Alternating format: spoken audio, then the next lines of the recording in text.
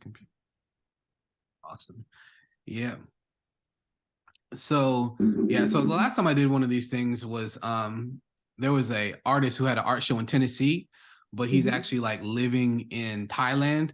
So like I had to record at like 9 at night because it was 9 in the morning his time. So I'm like, okay. And that one went really well. I'm like, well, let me do some more of these. So we're gonna get into the interview. And I hope these are good questions. I pride myself on not asking like Googleable questions.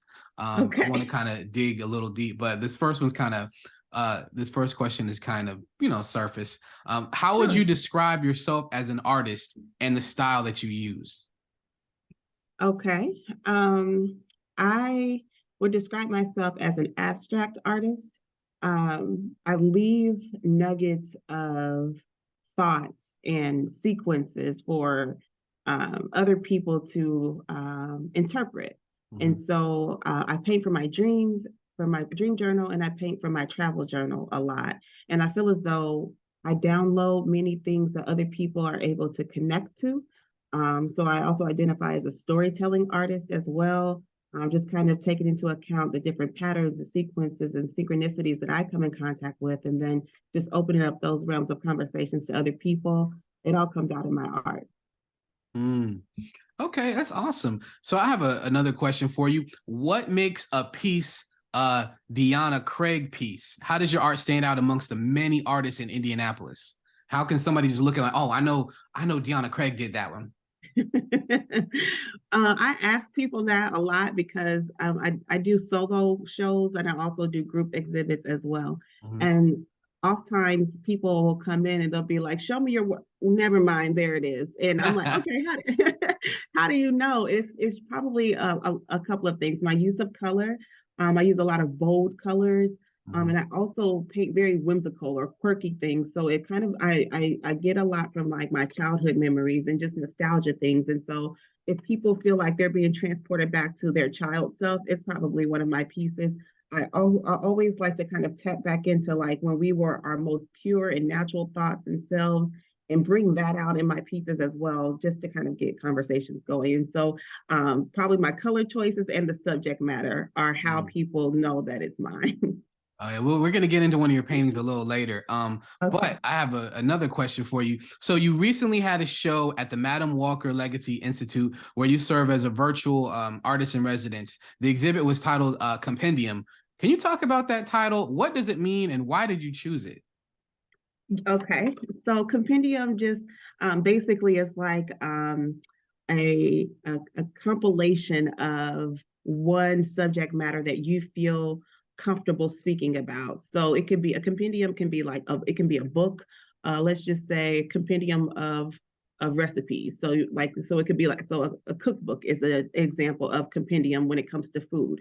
For me, artwork that I did for this show, a compendium is surrounding ancient art. And so I have pieces there that kind of bring all things ancient art into one place. And so that's why I called it compendium. So you can look at things everywhere from spirituality to metaphysics to travel, and it's all deriving from ancient art. And that is a really big foundation of my work. And so I wanted to just kind of open people's eyes to just explore in their own time why ancient art is important to me and how it could be beneficial to others.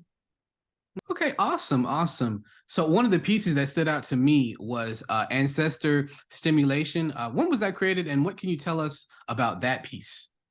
Okay, so ancestor simulation is, I created that in 2021 for an art show at the Indianapolis Art Center. And I wanted to, again, marry the thought of what were people thinking about 5,000 years ago when they were creating art. What did society look like?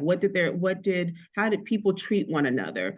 What were they thinking when they etched this artwork into caves or into rocks? But I wanted to put vibrant and contemporary colors on an old thought, because old work has been, the sun has kind of made the ochre or whatever they've used back in the day to it's caused it to fade. And so I wanted to infuse bright color palettes into an old thought. And so ancestor simulation is showing a woman coming through a portal, but you don't know if she's from the future or she's from the past or both. And it's using this thought of, if at some point we were so advanced in time that we were able to kind of shoot ourselves into the future and then look back at the past. And so it's kind of thinking, what came first, the chicken or the egg? Are we in the future? Are we in the past? And this big, beautiful woman is coming through this portal to just bring that thought to your mind. Yeah, you know what? She is giving futuristic. When I first saw her, I instantly kind of thought of Garnet from Steven Universe because of the yeah, little yeah, bit. yeah. Yeah. So Okay. yeah. Okay. So how does ancestor stimulation fit within the overall theme of Compendium? Like, what part of that story? Because it seemed like you're painting a story. What part does ancestor stimulation play in the story of Compendium? She's the exclamation point at the end. And so the actual layout was when I was curating the show, like you said, it does tell a story. So at the very beginning, there's like just monoliths and just big pieces of rocks, or just like really singular pieces in my artwork as you come into the exhibit. But as you travel further, the artwork gets brighter and brighter. And so she's at the end, and it's kind of like you're going through. I use sometimes the visualization if you're like an explorer and you are like going through excavating a cave. And so when you first go in, you're not really sure what you're seeing. You're kind of brushing away the dirt, cobwebs, and then by the end you get this big vision of, oh, this is what this all means. And so ancestor simulation is kind of bringing to thoughts, the petroglyphs, the monoliths, some of the hieroglyphs that I put into the paintings. And at the end, it's like, is she trying to tell me something? Maybe I should go back and look at everything again. We're gonna switch gears a little bit. So I know that you're based out of Indianapolis. How long have you lived in Indianapolis, and how has Indy affected and influenced your art? Born and raised. I lived in Chicago I was born and raised in Indy, but I was living in Chicago for just a little while. I worked for Jerry Springer talk show for a little bit before I decided I didn't want to work in television anymore. And so then I moved back to Indy and I've been living here ever since. Indianapolis is a small, big city. That's what I always call it. Like, I feel like I can't go a day without seeing somebody that I've known since 5 or 6 years old, but I meet somebody new every day as well. So it feels really close knit, but it also gives me a whole lot of room to grow. And I'm also feeling like I am a part of growing the art scene. Now there's this kind of cultural renaissance that's going on in the city. And so being here from birth and knowing what opportunities there were for artists, and specifically artists of color, just say 10, 15 years ago, is totally different than it is now. And so being able to just kind of be in that grassroots movement of how things are going now, it feels really good. And I see so many younger people that are aspiring artists that see these opportunities that I did not. And so Indianapolis has it's helped me see the beauty of putting in that hard work in, and the beauty of creatives putting their thoughts and their resources together. When you do that, the Indianapolis that you see now can exist, it can thrive, and it can grow. You kind of alluded to this earlier, but it was recently announced that you are one of the recipients of the Creative Renewal Arts Fellowship. Can you tell us about that opportunity, how you heard about it, how you got it, and what you plan to do? You kind of told us, but you can feel free to go into more detail. Man, let me tell you, it made my whole 2023. It's not even here yet. For so long, I've wanted to travel and learn not from books, not from documentaries, but from people, and people that are living what I've been learning about. And so I wrote a proposal to go and meet a tribe in Jabiru, Australia. I probably am saying that wrong, but from my heart, that's what I think it is. And there's a culture that's been unbroken for, I think it's like 6,500 years. And so it's like the oldest living group of people who through oral traditions have kept things alive. And so I'm going to be able to sit at their feet and learn everything from like how they cook and how they communicate to the art that they've been stewarding for all of this time and protecting and trying to keep alive to teach the kids that come after them. And so for 10 to 12 days, I'm just going to be traveling through different tours and workshops to learn from people whose sole purpose is to be keepers of their culture.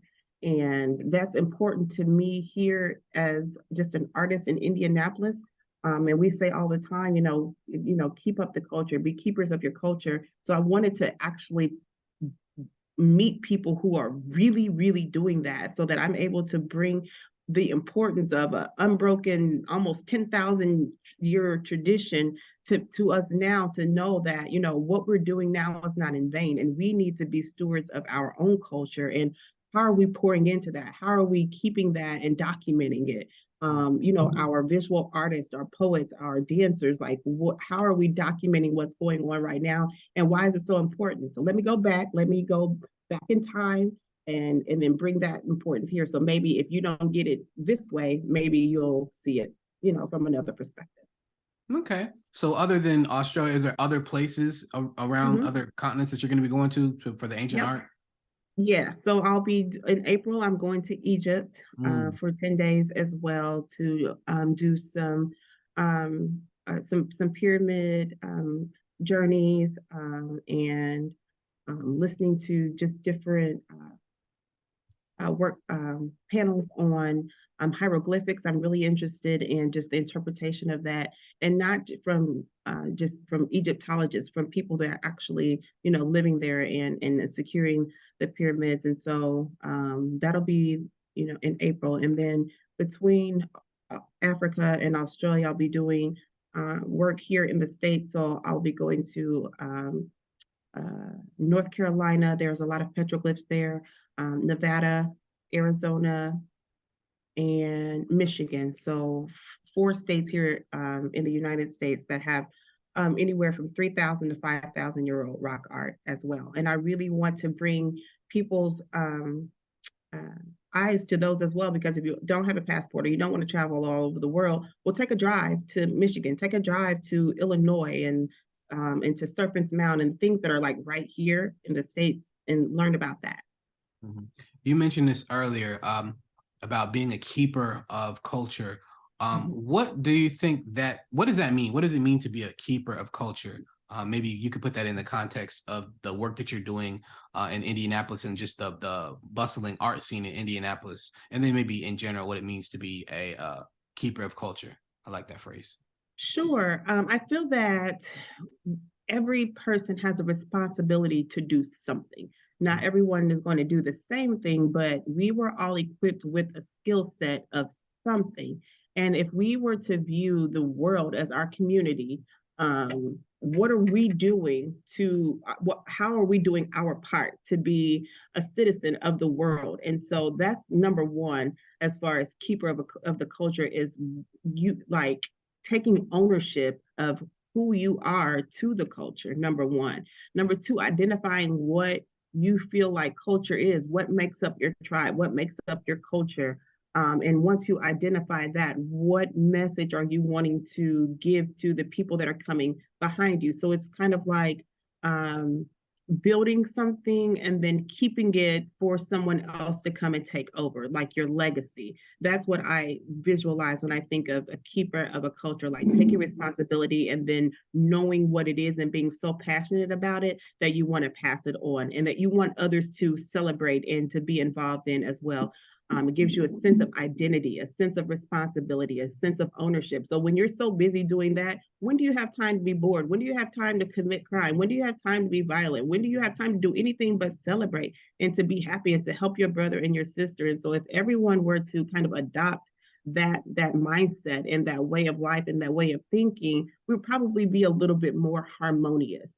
And so I'm wanting just to kind of bring everyone's mindset. Let's go back to the basics and just hold hands and be fam. Like let's identify what our culture is and then upkeep it and be responsible with that.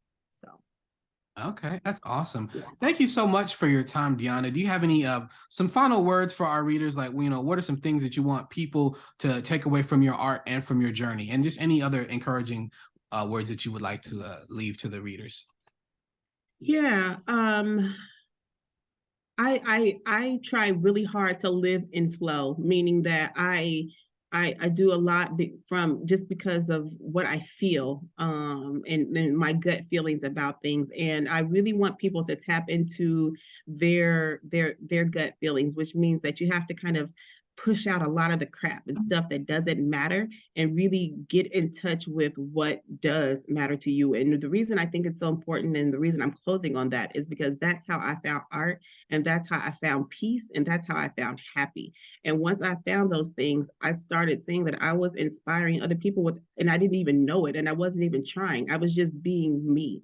But other people started living in flow, and they started identifying what really makes them happy. And so it's kind of like just this tag your it type of thing. And my conduit is art. Like that's my skill set. That's how I do it. But everyone's not an artist. So what, find your thing, and you have no idea what doors will open for you, what rooms people will be talking about you that you don't even know, just by making great decisions and being exactly who you are.